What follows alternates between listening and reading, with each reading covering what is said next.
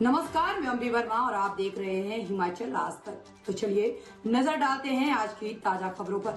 नोएडा के सेक्टर 27 में अर्जुन अवार्ड विजेता और अंतर्राष्ट्रीय रेसलर दिव्या काकरान के पति से बाइक सवार बदमाशों ने चेन छीन ली। ये घटना 26 नवंबर की शाम को हुई, जब दिव्या के पति सचिन प्रताप सिंह घर के पास गोलगप्पे खा रहे थे। दो बाइक सवार बदमाशों ने उनकी 3 तोले की सोने की चेन छीन कर फरार हो गए।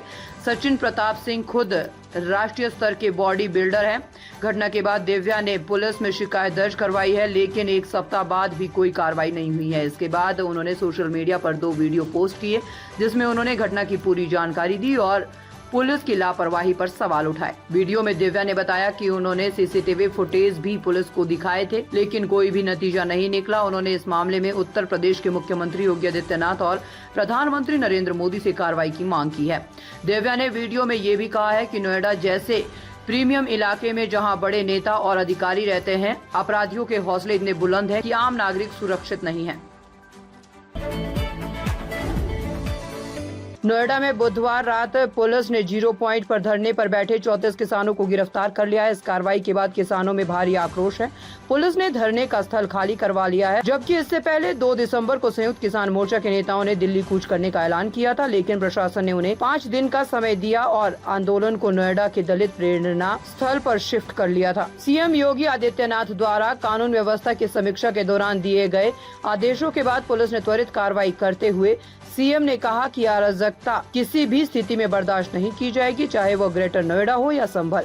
इसके बाद ही पुलिस ने धरने पर बैठे किसानों को जबरन हटा दिया और 123 किसानों समेत 8 किसान नेताओं को गिरफ्तार कर लिया। इस बीच भारतीय किसान यूनियन टिकैत के नेता राकेश टिकैत को किसानों को छुड़वाने के लिए महापंचायत आयोजित करने के दौरान अलीगढ़ के टप्पल में पुलिस ने रोक लिया। किसानों ने चेतावनी दी है कि अगर टिकैत को 1 घंटे में छोड़ा नहीं गया तो आंदोलन होगा, और इसके बाद पुलिस ने उन्हें रिहा कर दिया। राकेश टिकैत वहां से ग्रेटर नोएडा की ओर बढ़े, लेकिन पुलिस उनके पीछे दौड़ती रही।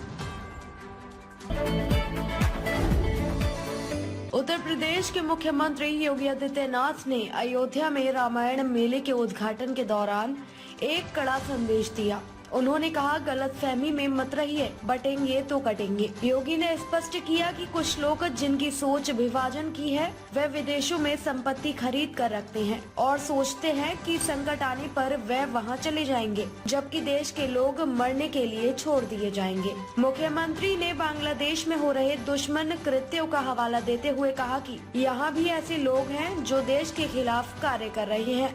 उन्होंने ये बातें रामायण मेले के उद्घाटन के अवसर पर तुलसी दल पत्रिका के विमोचन के बाद कही। योगी ने इस दौरान कहा, 500 साल पहले बाबर में सिपह सलार ने अयोध्या और संभल में जो किया था, ठीक वैसा ही काम आज बांग्लादेश में हो रहा है। इन दोनों घटनाओं की प्रकृति और डीएनए एक जैसी है। उन्होंने समाजवादी पार्टी पर भी निशाना साधते हुए कहा कि उन लोगों का कोई काम नहीं है जिनमें भगवान राम के प्रति श्रद्धा का भाव नहीं है। सीएम योगी ने रामायण मेले के उद्घाटन के बाद जानकी महल ट्रस्ट में श्री राम विवाह उत्सव में भी हिस्सा लिया और भगवान श्री राम का तिलक किया।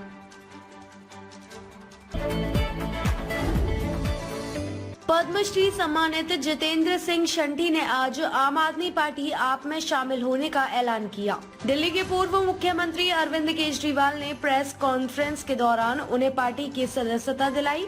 जितेंद्र सिंह शंटी, जो पहले भारतीय जनता पार्टी बीजेपी से विधायक रह चुके हैं, अब आम आदमी पार्टी में शामिल हो गए हैं।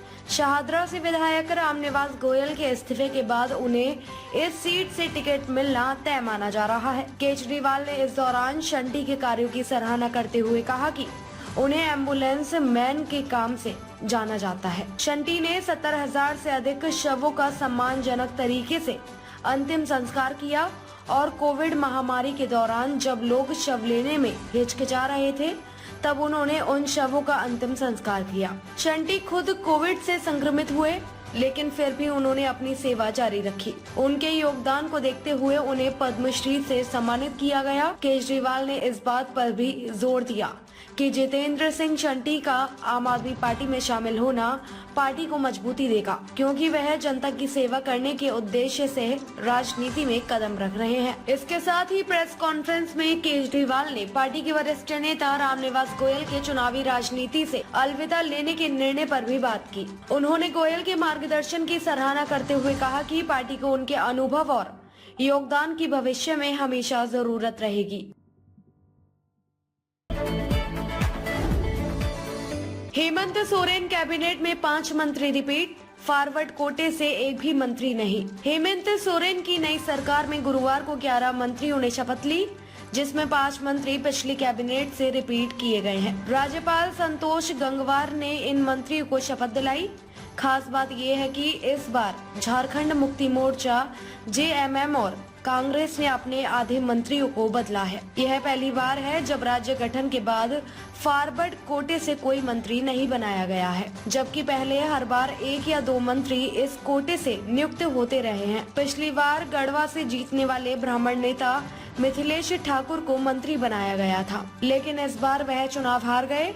इस बदलाव के पीछे यह मान्यता जताई जा रही है कि फॉरवर्ड वोटरों को भाजपा से जोड़ा जाता है और इस कारण से हेमंत सोरेन की सरकार ने इस कोटे को महत्व नहीं दिया। नए मंत्रिमंडल में जेएमएम के 6, कांग्रेस के 4 और राजद के 1 विधायक शामिल हैं।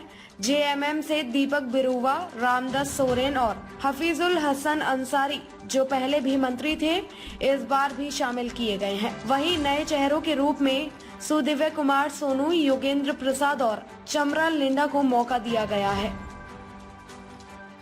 देश दुनिया की खबरों को देखने के लिए बने रहे हिमाचल आज तक के साथ।